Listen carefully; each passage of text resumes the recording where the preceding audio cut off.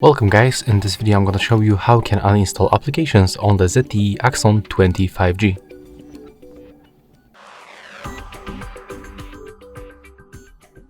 So we got two methods to uninstall applications. First of all, you can just simply open Draw and find the application that you want to delete. For example, this one, Facebook. Click and hold on the icon with the one finger and then click uninstall. If for some reason it's not working for you, you can also go for the main settings of your phone. Next, you have to go for applications, click to see all apps, then find the application that you want to uninstall and click right here. Confirm by tapping on OK.